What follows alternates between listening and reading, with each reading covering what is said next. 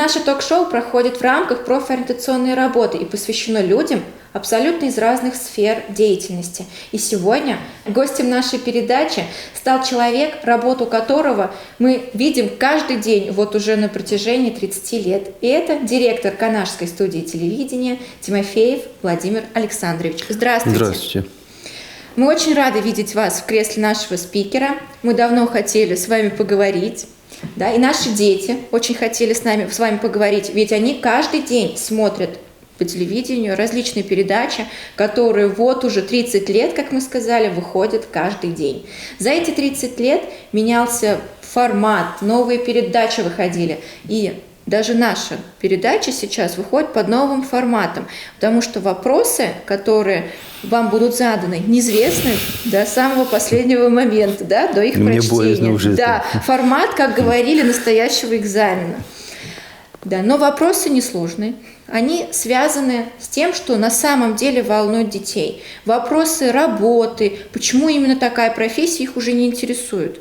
Да, потому что каждый четверг выходят новые уроки для наших школьников, которые получили свое название «Профминимум» или «Россия – страна возможностей». И они теперь уже знают про профессии все, но они не знают про личность человека, который скрывается вот за какой-то интересной профессией. И им очень интересно узнать о людях все. О директорах заводов, о директорах телевидения, да, которые, мы уже сказали, они вашу работу видят каждый день. И они постоянно спрашивают, а кто это снимает? А кто ведет эту передачу? А кто этим руководит? И поэтому сегодня вопросы будут заданы именно вам. И прежде чем мы начнем наш, в кавычках, такой сложный экзамен, мы хотели бы узнать, как вы вообще пришли в эту сферу, как вы учились, может быть, в школе, как вы относились к телевидению раньше. Расскажите вот немножко о себе. Без билета, да? Вначале. Да, сначала познакомимся. Да. Ну что ж, я в свое время родился, значит, в Чувашской республике, в Бурнарском районе, село Кукшум. До определенного момента, как и вот перед нами дети, ходил в школу начальную, были кружки в то время, вот. Точно так же записывались в кружки по интересам. Но и, конечно, был мальчиком подвижным, очень подвижным. Хулиганистым, да? Хулиганистым, да. Вот. Я не скрываю, но подвижным, потому что любил играть в хоккей. Любил по партам бегать. Вот. Доставалось и от учителей, и от родителей после собрания родительского. Все доставалось. Но что ж поделаешь. Как-никак, дети, родители любили меня таким, как я есть. Вот, и все. Спасибо им за это. И учителям, которым я предоставил определенное неудобство. Вот. Но, тем не менее, прошли определенные годы, и у того мальчика озорного зародилась, значит, в голове мысль о будущей профессии. В то время, ну и сейчас, конечно, в газетах есть объявления, значит, приглашают то туда, то сюда. После окончания 8 класса стал передо мной вопрос, куда дальше идти. 9 класс или уже получить профессиональное образование. Были моменты в моей жизни, хотел идти в геологию. Но не удалось, так как я не получил именно куда ехать вызова. Но потом все-таки же был другой выбор – получить горное образование. Но и здесь фортуна повернулась в мою сторону, и я уехал на Украину получать горное образование. Вот. Были моменты, конечно, родители были очень расстроены. Отец просил, не уезжай, вот по той специальности можно и здесь получить профессию машиниста электровоза, вот, либо электрослесаря. Можно и здесь. Нет, вопрос стал нет. И уехал. 15-летним самостоятельно уехал по адресу. 15 лет? Да, по адресу. Еще ребенок, казалось бы. Ну да, казалось бы, ребенок. Вот. Но был смелым, видать, был смелым. Но и приехав туда уже с опозданием, потому что группы были сформированы, и те, которые остались, как говорят, они попали в последнюю группу. В нашей группе всего лишь 15 человек было студентов, и 15-я группа. Вот такое совпадение. Но группа была очень сильная со всего Советского Союза, которые вот, приехали, оставшие, и они попали в эту группу. Ну, судьба, безусловно, мне приходилось подтягиваться, не знал русского языка, а тут сразу украинский язык. Еще, да. Да, еще. И, тем не менее, молодые люди быстро осваивают языки, быстро общаются, и все, пошло и поехало, все. Потом, значит, стал по своим, как говорят, колесам идет жизнь чередой. Записался и на секцию, значит, сперва одну, потом вторую, не понравилось, значит, бороться.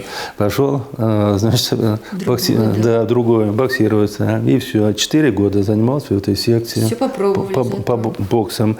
Вот. Немало я ездил на соревнования по боксу тоже. Вот. И за город выступал. И много ездил. Поэтому жизнь очень интересна была, юность. Она пролетела эти 4 года так незаметно. Учиться было хорошо, легко, быстро. Неплохо учился. Троек не было. Вот.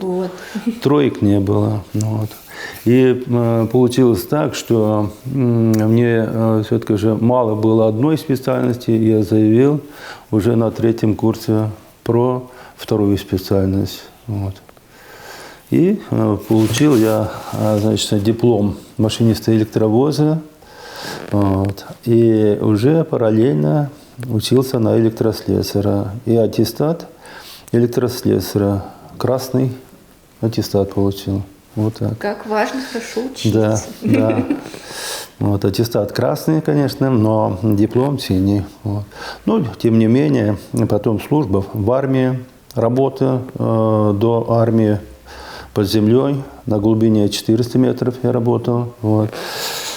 Потом служба в армии, с армии снова все-таки же тянуло к учебе. Попробовал поступить по тем временам. Это был ракетный институт. В Советском Союзе было 2 академии. Одну из них переименовали и институт. Попробовал поступить. А ныне Космическая академия. Вот. Да, ныне Космическая академия. Вот. И все равно я не смог, будем говорить, поступить. Требования очень жесткие были. Я с армии поступал, уже тяжеловато было. Но и дослужился, отслужил свой срок. И то, что мне суждено было по той профессии, которой я сейчас иду, я освоил в армии, именно в армии. Закончил военную школу младших специалистов по связи. Вот. И у меня это армейская специальность. И хотя и в академию я поступал именно АСУ, автоматическая система управления. Вот. Но, тем не менее, вот благодарен судьбе, что научили этой специальности в армии, тем командирам, которые нам вдалбливали, доверяли и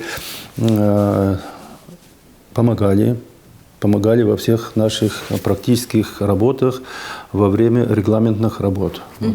Я очень доволен. И то, что училище, когда учился в Горном, тоже все мы разбирали, собирали, писали отчеты, все нас научили и практическим, и теоретическим, и как работать с бумагами, отчеты составлять. Дело производства. Да, Такое дело важное. производства. Мы уже в училище это мы познавали. Вот. Самый большой плюс, я считаю, в своей жизни, нам преподавали тогда этику и эстетику. Вот, что я хочу сказать. Очень много дало. То, что вот, умение соблюсти грани возрастные и умение себя вести в обществе нам давали в раннем возрасте, когда мы учились там. Да, это на самом деле очень важно. Вот это, мне думаю, это одно из ключевых моментов в моей жизни, потому что и по работе мне приходилось с этим сталкиваться, и приходится обучать свой коллектив к этому. Приглашать, переучать, вот и все. Конечно. Вот таким я стал. Да, на самом деле такая невероятная история. Начали с одного, другой. Такой разброс по профессиям, Да, горы. да. На самом деле, век живи, век учись. Это, наверное, про вас. Это да. Но как я оказался, вас интересует, как я оказался, значит, на телевидении, ну, будем говорить, после окончания службы в армии, но я поехал, мне все равно тянуло учиться. Вот, поехал я в Самару, поступил я в Куйбышевский политехнический институт по специальности инженер-электрики. Поработав на этой должности, рано зашел на командирскую должность. В 28 лет я уже главным энергетиком завода был. Вот. Мне как-то легко давалось и учеба, и работа, общение. Но и впоследствии уже женился, 2 детей. Богатый. Да, 3 внуков. Вот. Точно богатый. Все, Да, все есть. все нормально в этом отношении. Но что я хочу еще сказать. После учебы все-таки же на инженерской должности приходилось с одного региона в другой регион, значит, передвигаться. Все шел по карьерной лестнице. На одном месте, по сути дела, не останавливался. И познавая в одном месте определенные навыки труда и общение с людьми, познание системы управления, передвигался в другом направлении. Работал в Западной Сибири, вот, нефтегазовой промышленности. Вот. Оттуда переехал в Чувашию. Это более 30 лет тому назад. Да, 30 лет тому назад как раз. 30 лет тому назад, да, 30 лет. 31, по-моему, будет. Вот. И уже приехав сюда, работал в системе сельхозэнерго по специальности же. И потом уже в курортной системе работал. Там создал в курортной системе, как и здесь, ну, открыл, будем говорить, санаторий Чувашия, если более конкретно.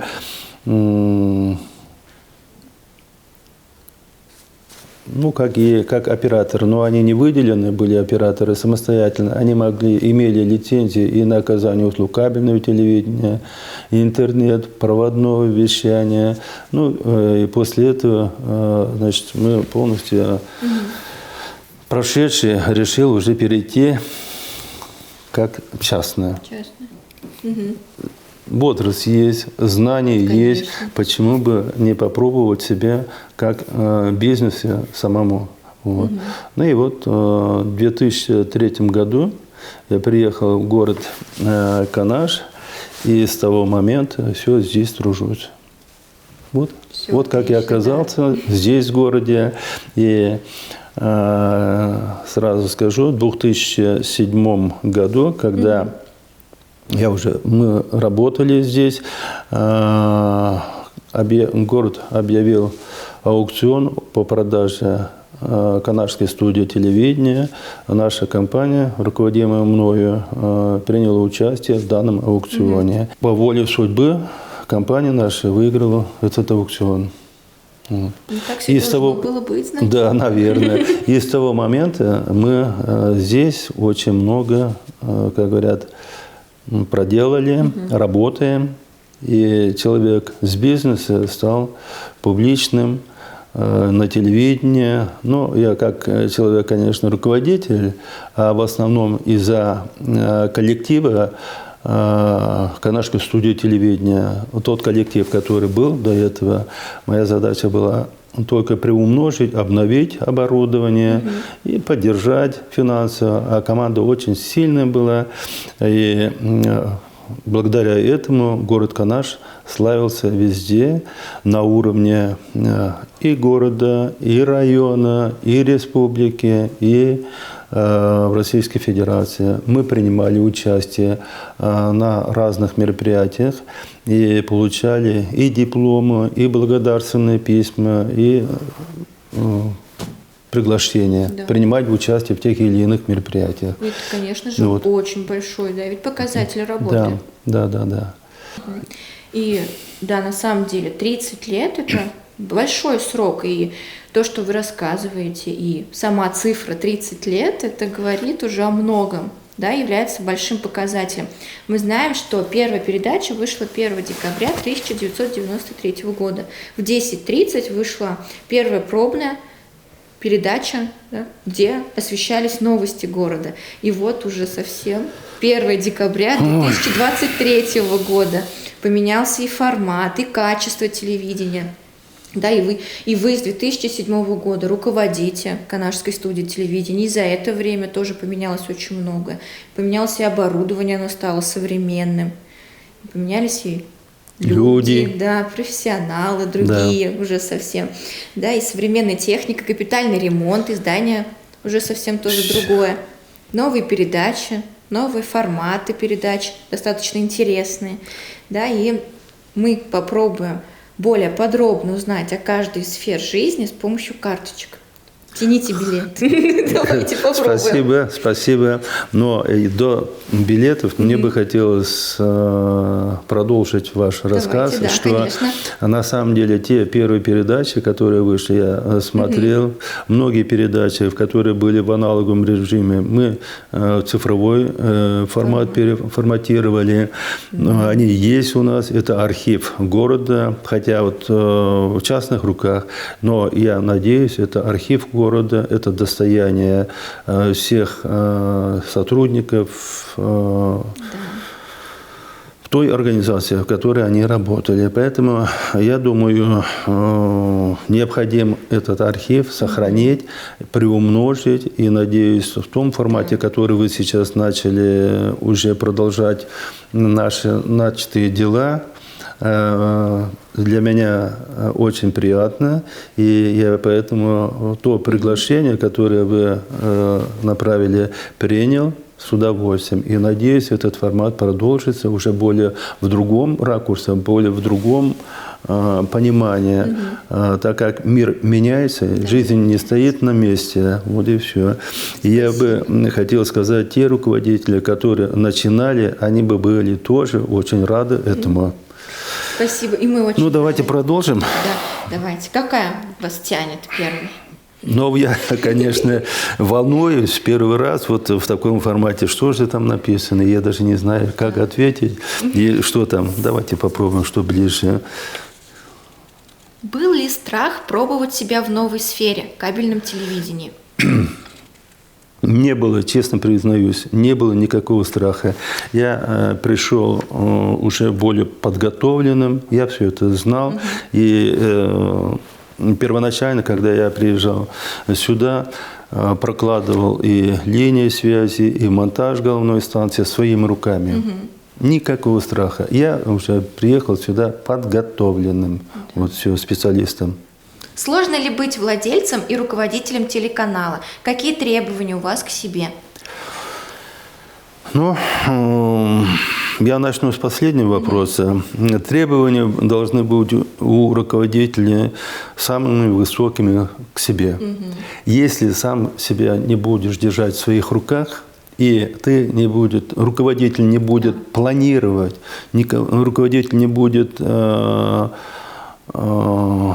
раскладывать все свои шаги по полочкам, то руководитель не сможет эти свои мысли, данные свои мысли довести до своих подчиненных.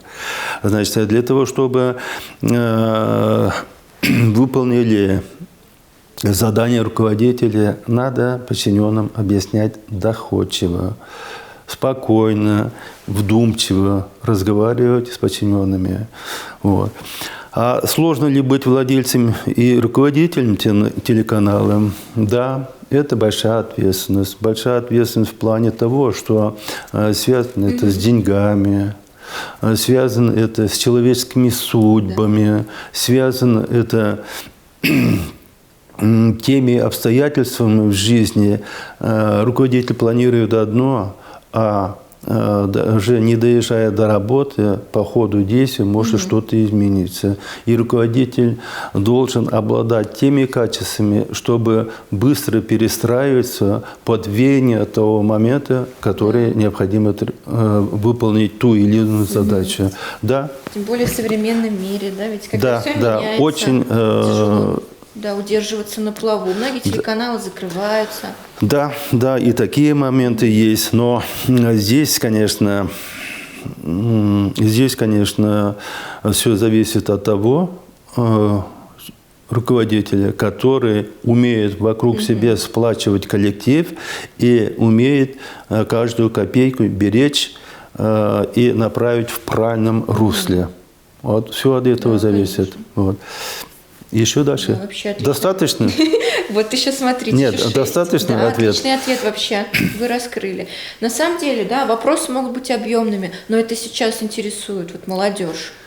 Да, они ведь видят вот вас, вашу картинку на экране. Они не знают, что вы чувствуете каждый день, когда на работу приходите. Откуда идти, как? Любую. Какая вас тянет к себе? Если бы не сфера связи и СМИ, то чем бы вы занимались? Своим любимым делом. Каким? Оставим за скобкой. Давайте. Следующую. Какие самые яркие воспоминания у вас связаны с телевидением? За эти 30 лет я могу вот из всех, то, что в городе Канаш, работа в городе Канаш, это будни. А если взять более масштабно, в масштабе России, я могу вспомнить, значит,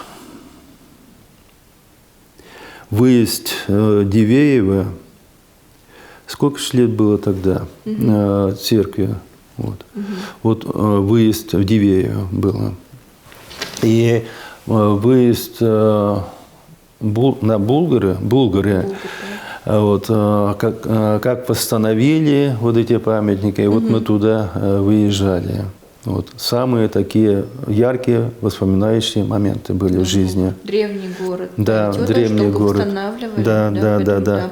Вот. По этим местам это самые воспоминающие моменты моей жизни были.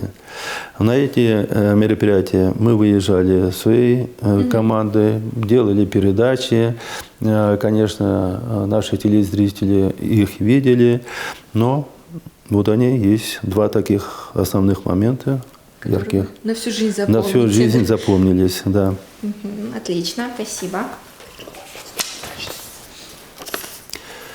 Как вы считаете, какими темпами будет развиваться эфирное и кабельное телевидение в Канаше? В каком направлении вы планируете идти? Я считаю, что эфирное телевидение в ближайшие годы не предвидится, потому что это очень сложная структура, связанная с определенными государственными органами. А в нынешней ситуации это невозможно, потому что связано с частотным ресурсом. А кабельное телевидение в Канаше, я надеюсь, будет развиваться. И начатое в 2003 году нами работа, оно продолжается, обновляется. И хотел бы довести до телезрителей, что за эти 20 лет, как в городе Канаш компания «Телеком Плюс» работает, вот, значит, 5-й раз мы обновляем оборудование. Первоначально у нас было 16 каналов. Мы начинали с машиностроителей 2. Потом эти станции объединили воедино. Потом произвели замену оборудования на более новое, качественное. И вот сейчас именно в этом году происходит обновление оборудования. Уже 5-й раз модернизация сети, будем говорить, происходит обновление по новой технологии. Жизнь не стоит, я уже говорил, на месте. А тем более технологии очень быстро меняются. Та технология, которая есть сейчас, это через 4-5 лет снова будет меняться. Скорее всего, будет меняться в плане того, что мы будем... Вот сейчас электромагнитные волны идут, а передача сигналов будет происходить по пучку света. Оно уже и есть, вот по пучку света. И коль уже передача сигналов на расстояние уже в другом формате, безусловно, и оборудование должно, передающее оборудование, принимающее оборудование, оно все должно меняться. Но я думаю, мы не будем сидеть сложа руки, будем идти в ногу со временем. И компания, которой я руковожу, приложит все усилия, те средства, которые наши абоненты оплачивают в виде оказанных услуг за телевидение и интернет, они будут вложены на развитие, на модернизацию, на обновление сети. И, надеюсь, мы не будем в отстающих. Наверняка. Город Канаш – это центр Республики Чувашская. И, надеюсь, благодаря, еще хочу напомнить всем телезрителям, нашему Канашскому педагогическому колледжу, вот мы производим эти обновления. Там сейчас обучают в новом формате, в новом поколении. Вот мы приняли недавно еще 2 выпускников этого педколледжа. А когда я приезжал, педучилище, по-моему, было. Да, педучилище. И тогда я 6 сразу принимал. Из них уже они выросли после педучилища, один закончил 2 высших образования, получил. Он поехал в другой город, уже себя готовит на должность руководителя. Они должны расти. Да. Они не должны всегда здесь. Они должны посмотреть там, как работает система, как с людьми обращаться, как управлять. Все. Это, как говорят, наши ученые за границу выезжают получать навыки, а я направляю в другие города, чтобы они приходили крепкими хозяйственниками в наш город. Вот и все. Отлично. А в каком направлении вы планируете идти? Ну, я уже, по сути дела, и сказал. Да, но мы уверены, что у вас все получится. Столько лет держаться. И я уверен тоже. Я тоже уверен. Отлично. Давайте. Какими качествами должен обладать сотрудник, который хочет у вас работать? Вот какой важный вопрос. Да, тем более для нынешней молодежи. В первую очередь, молодой человек или сотрудник, который приходит на работу, он должен обладать теоретическими знаниями. Не зная теоретические не получая, не обладая теоретическими навыками, знаниями, не может войти в нашу сферу, потому что наша специальность – это специфичная. Она вот узконаправленная. У кого есть вот эта наклонность, любознательность познать эту сферу, он сможет работать. Человек со стороны, вот лишь бы как время провести, он не удержится, не устоится. Месяц, два, три, я уже сразу вижу, от этого сотрудника толку нет, иди. Да, иди, потому что это не твое. Прямо откровенно я говорю, не мучь себя и не мучь коллектив. Да. Потому что мы, да, трата времени, мы работаем на общество, мы работаем именно на качестве, мы работаем, ты работаешь, хотя ты молодой человек, ты уже пришел оказывать своим родителям услугу, своим друзьям, товарищам и тому подобное.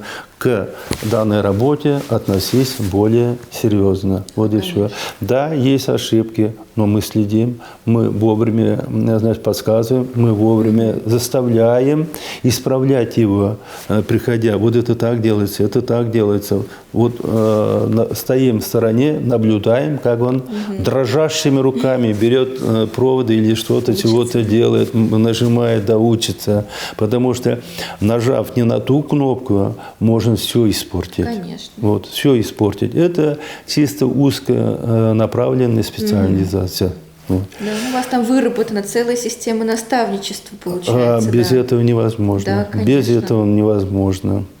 И, как говорят, что написано пером, не отрубишь топором. да, Безусловно, прежде вот сейчас мы снимаем, что-то, может, я не то говорю, но мы просматриваем, и, значит, что отсюда убрать, что выпустить, добавить, да. это безусловно. Это в журналистике есть такое, что это коллегиальный, коллективный труд.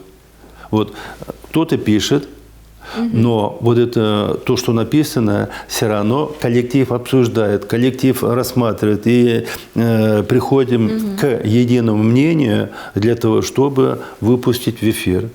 Да, конечно. Выпустить в эфир. Нельзя в нашей сфере, что вот сбрело, будем говорить, в голову и выпускать. Да. Нельзя. Это создает общественное мнение. Конечно, да. И сразу тень на руководителя организации. Да. Тем более, когда столько лет. Да, нельзя этого допускать. Свою марку держали. Спасибо. Спасибо. Вот, смотрите, два таких прям вопроса самых остальных. Ой, неужели? Когда возникла идея создать кабельное телевидение? Ну, это самый легкий вопрос. Да, когда? Когда? Это в 2021 году. В 2001 году. Большой. Да. У меня возникла идея создать кабельное телевидение. И на самом деле я уже говорил, что тогда работал в санатории Чувашия. Свою идею я воплотил, все построил там, построили под моим руководством. Команда, да, команда построили.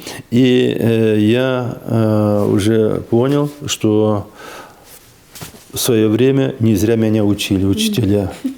Вот и все. Тоже, да. Уже тоже много лет прошло.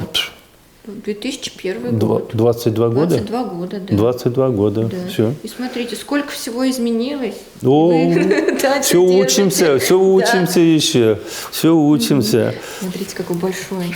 Да, много, наверное. Много сотрудников, начинающих работать у вас, работают в творческих профессиях в разных регионах. Поддерживаете с кем-то связь?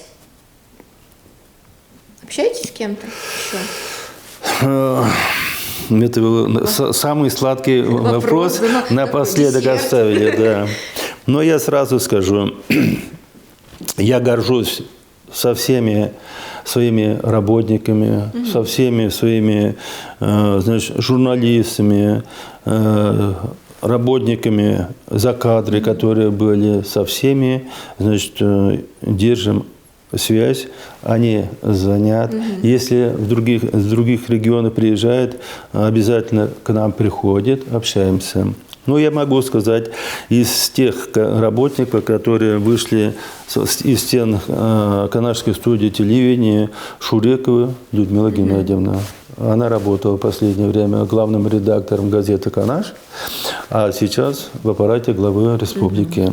Я могу назвать Григорию Олесю Львовну. Сейчас в Чебоксарах. Тоже уже работает, созидает, учит, не только самозарабатывает на себе деньги, учит и других, как зарабатывать деньги. Вот. Я горжусь Евгением, который в Питере у нас работал видеооператором. Вот. Он тоже канадский, восточный. Вот он приезжает изредка. Вот. Отец двоих детей. До сих пор он работает в Питере фотографом. Вот. Укоренился, получил хорошую базу. У него очень, когда он работал оператором, мы выезжали осенью, он любил снимать природу. Он всегда ложился на землю, он снимал все это. Я был удивлен, вот как это так у человека, вот видение, как он видит. Даже листочек лежит, опавшее с дерева на земле, и он ложится, снимает, вот все это разглядывает. Вот у него это такое видение было. Потом, фокус работал. Потом я Дима Ведерников, вот он тоже видеооператором был, сейчас в Москве, он на телеканале работал, на одном из телеканалов.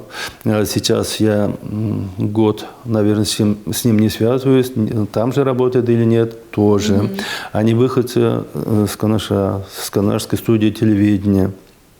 Я про одного уже из своих работников говорил, что в Чебоксарах. Я могу сказать Зинатулин Мансур, который тоже работал, значит, главным инженером в свое время, а сейчас у него свой бизнес в городе Канаш. Видите, все Мансур Тауфекович. Да. Я горжусь, вот это моя гордость. Все-таки же работая в компании Телеком Плюс, люди уже создали, они помогали, они созидали, они творили, а я направлял их.